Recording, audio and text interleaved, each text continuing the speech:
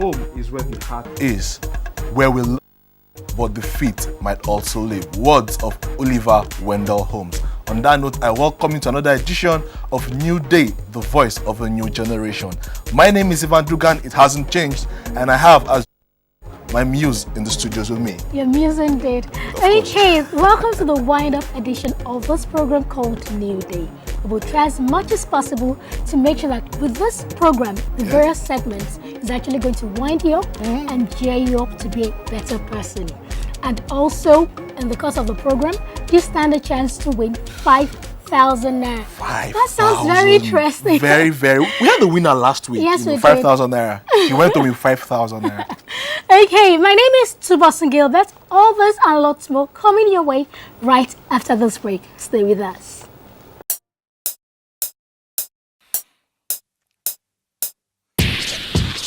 Wanna be in the know? Tune to the show. It's called New Day, now in your zone. Touching the work and career. Ends up in the play zone. Take luck to entertain. Inspired to make you feel at home. And it's all about you. It's all about you. New Day. It's the new day. It's the new day. New day. It's a new day.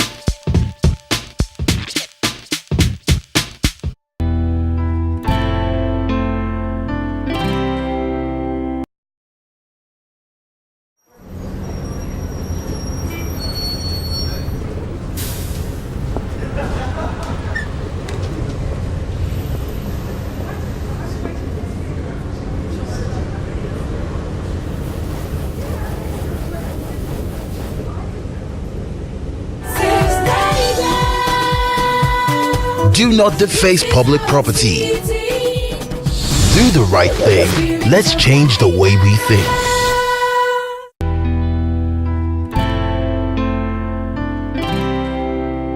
Welcome back to the show. New Day, and it's the wind-up edition. Just before we went on that break, Tunbosun was saying something about 5,000 naira. Well, you must be wondering, how can we win the 5,000 naira?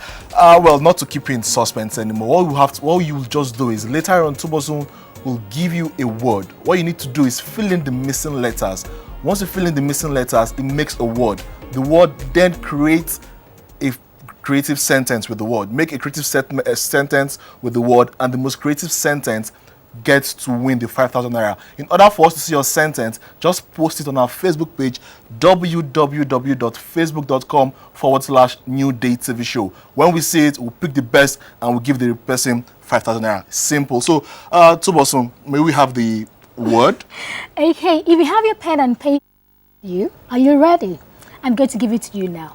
Now, it's dash, NS, dash, RA, dash, I, dash, N. I'm going to take it again. Dash, NS, dash, RA, dash, I, dash, N. Like I said earlier on, all you have to do is to form a word and use that word to form a creative sentence. Exactly. You can send your answers to our Facebook, Twitter, and also our email address. Our email address is newdaytvshow@gmail.com. And for Twitter, it's @NewDayTvShow. And for Facebook, simple, @NewDayTvShow. Yeah, so everywhere, everything is New Day TV Show. All you need to do is just change the addresses: Facebook, Twitter, and @gmail.com. So that's what we have for the day. But it's not all we have on the show for today. Well, we have fantastic programming lined up for you. And Tunbosun, there's something that has got me exciting about our rundown. It's the Inspire Me segment. We're having a large-scale farmer on the show, which a large-scale farmer in a country where banking and finance, the oil and gas sector, and the sporting industry, as well as entertainment, has taken over. You know, agriculture is another avenue where money is being made. Every year, agriculture sector makes $151 billion. That's amazing. Simply amazing. And if you're still there thinking, should I go into farming or should I go into banking and finance or any other thing, my brother, my sister, I'm telling you, go into agriculture. If you have that piece of land that is lying idle there, just convert it into something and make some money. Also, on the This is Lagos segment on the show, we have an event for you. It's called the Aquaba event. So we'll have that one lined up for you as well. And finally, I know you like this one too, Tunbosun, because it has to do with smart life and money making and saving as well. Yes. We have multiple streams of income. The implications, how you can go about it, and how you can make more money for you and live a better life. Okay, it's told you all the things we have lined up for you on today's edition of New Day, the voice of the new generation. Now, it's time to introduce our guests. Now, let me begin to give the profile of our guest. His name is Engineer Kolawole Adeniji, and is actually the Group Managing Director of a conglomerate called the Niji Group. Niji Group consists of different companies and in different sectors. Is the Niji Lucas Nigeria Limited, that's an agro-allied equipment fabrication. Is also Niji Farms and Allied Services, that's for agricultural farming, and is also the CEO of Ripples Hotel and Nightclub, that's actually for hospitality, and is the founding president of Agricultural Machineries and Equipment Fabricators Association. Welcome. It's a pleasure to have you join us, Engineer Kolawole Adeniji. Nice meeting you. Thank you very much. I mean, you know, you said you are this, you are that, so many things. But then, let's get to know, how did you start? Good afternoon, Madam Tunbosun. Actually, starting a business in a country like Nigeria is not actually easy. But what drives me is the passion. Okay. And how best we can actually leave a legacy. Good. And how best we can actually look the way the things are being done in the other way, and how best we can actually put it right. The effort is not supposed to be for only government to do. So I put it upon myself that the little I can do, let me just see it and do it. If the government are working from the top, let me be working from the down. Let me be working from the grassroots, from the village level, and maybe from the little people who doesn't really have employment, and the change of the organizations I can actually do within my own little way. That's how I got into this different aspects. I mean, how did you start? Is it that, I mean, which of the companies did you start with? Is it that somebody gave you this very large capital? Actually, I started with agro-allied equipment. Okay. So that's like almost back.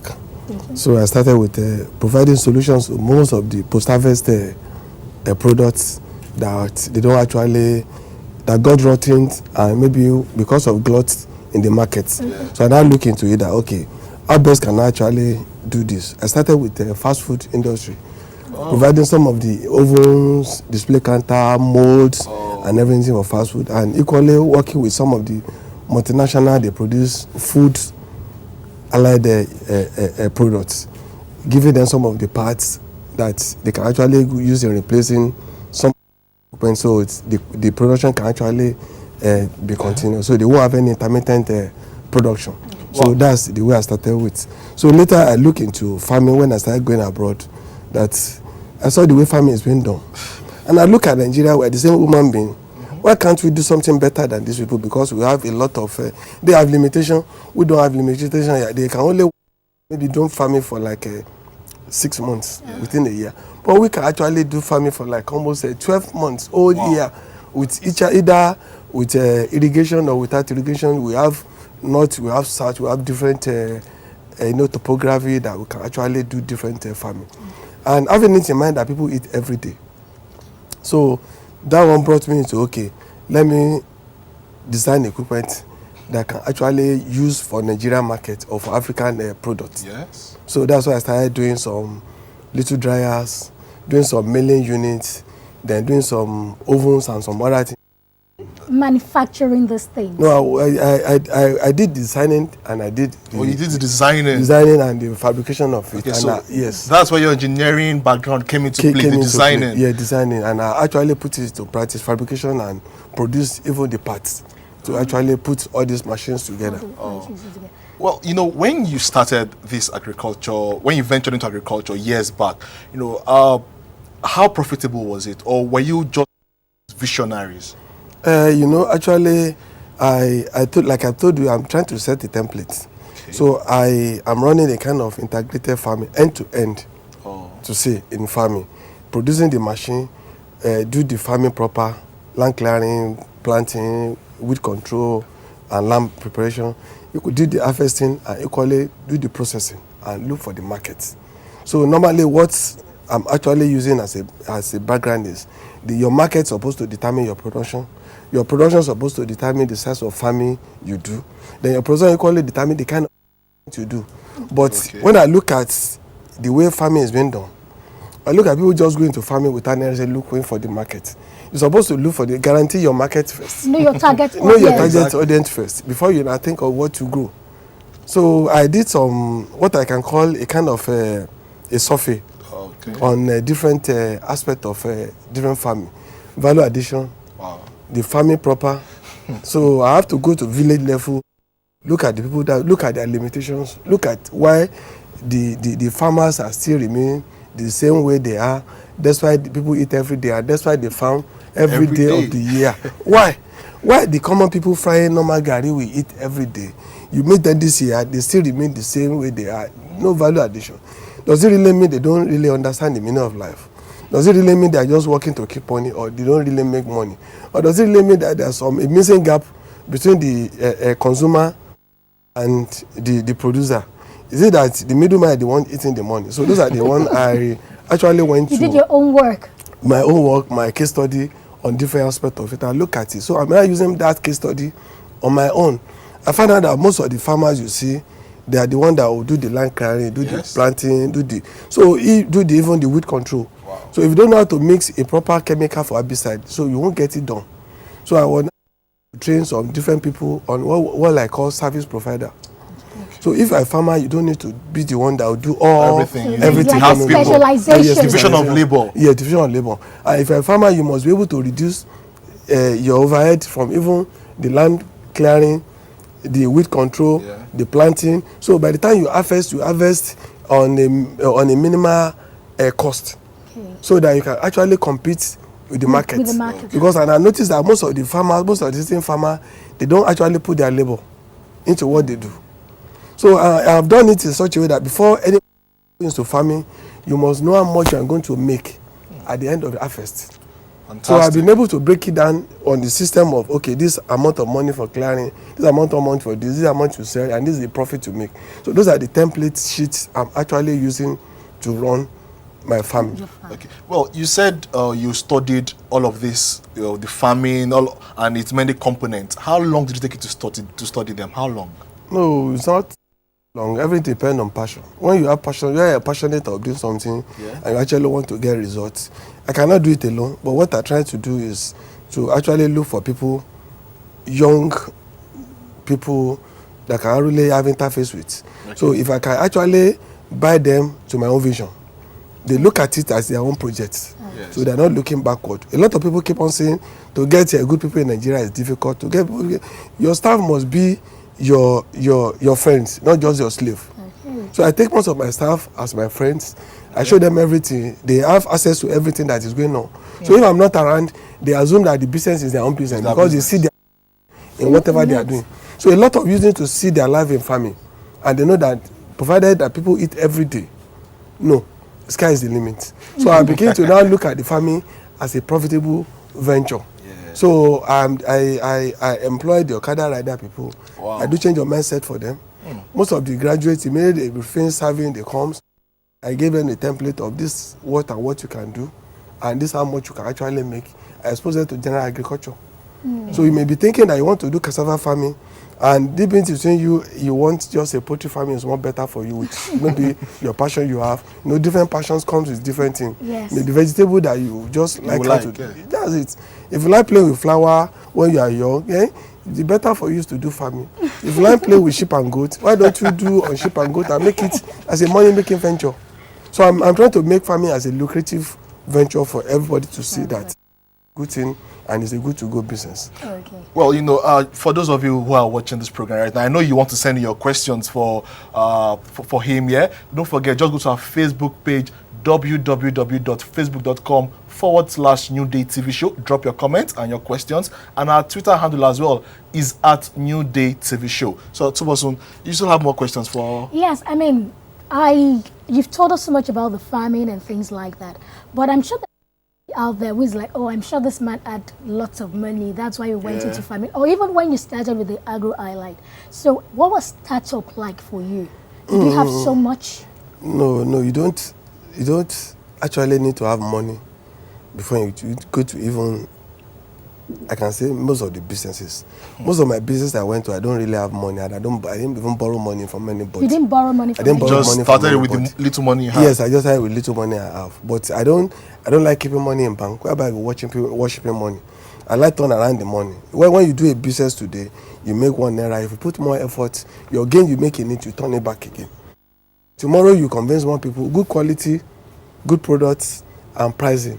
If you get it right, you don't have any problem. People must surely buy. Whether it's either you are even a common organizer and you have passion for it and you do it in a way, you make money today, you use it to buy more equipment, and you get access to people to make. So I don't need a borrowing to a ton of a huge volume of money. It does not really come well with even a Nigerian business to me, because I look at it that you convince your customer, you know your targeted audience, you know what they need, and you go to meet, you can meet them. Yeah, you go and meet them and you produce for them.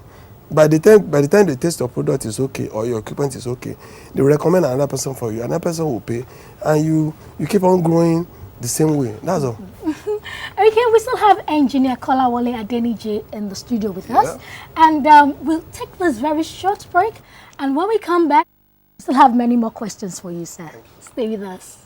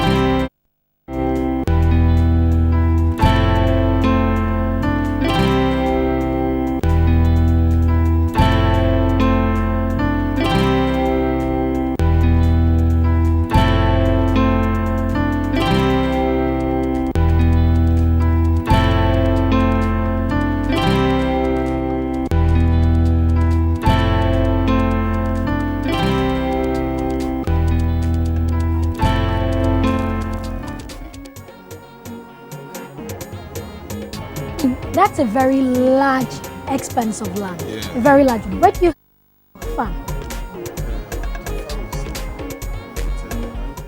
Oyo State. Okay. Oh. Oyo North. Okay. Kajola, local government. Okay. It's a very large very large farm.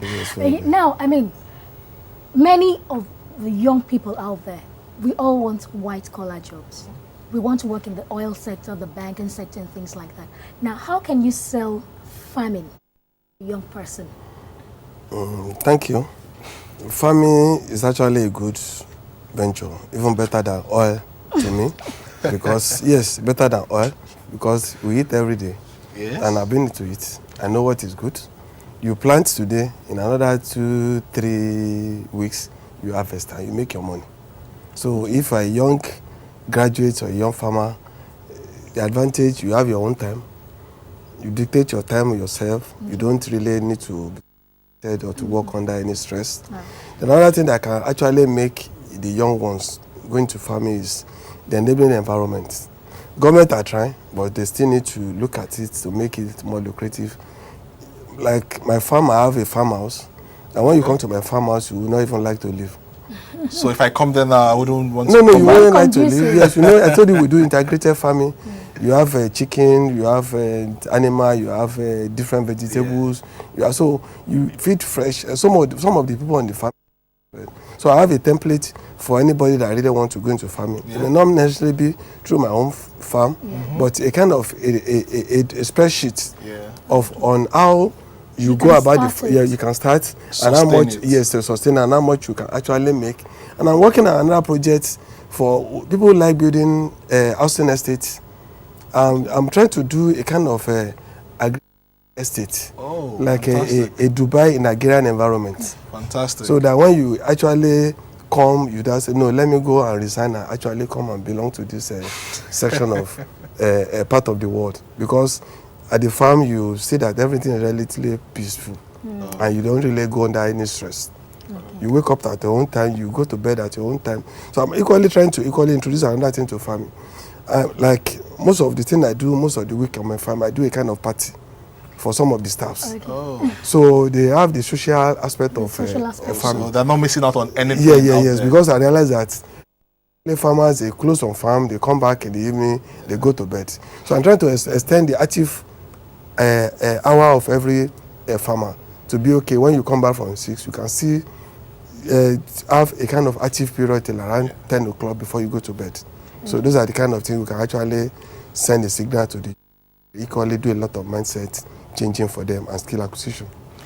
Okay, just before you go, we have a message coming up from our social media. I think this one is asking, do you grow any heirloom varieties?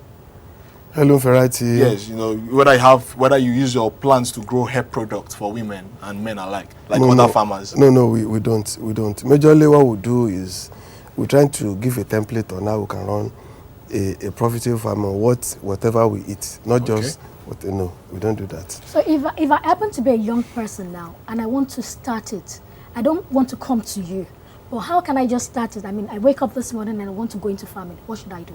No, farming is not a thing. That's why we get it wrong. Farming is not just a thing you wake up in the morning. So no, farming is like you need to have a kind of, we'll call it a mentor, or you might have gone through a certain training. What we're trying to do is that you can't just go into farming. We're trying to do certification courses for different aspects of farming. It may be weekend courses. It may be just be a kind of 2-3 weeks or one this thing. Then the retirees too are looking at how we can incorporate them before they retire on proper farming. So farming is something that you need to go for, even if it's a week or 2 weeks training on how to do it. You can't just wake up in the morning. That's why we got it and say, I just want to become a farmer. No, it doesn't work that way. All right, thank you very much, Mr. Adeniji. It's been fantastic. We've learned so much about farming, and I'm sure very soon, most of you guys out there will venture into the aspect of farming as well. Okay, so it's time to go for a very short break now, and when we come back, the program continues. Stay with us.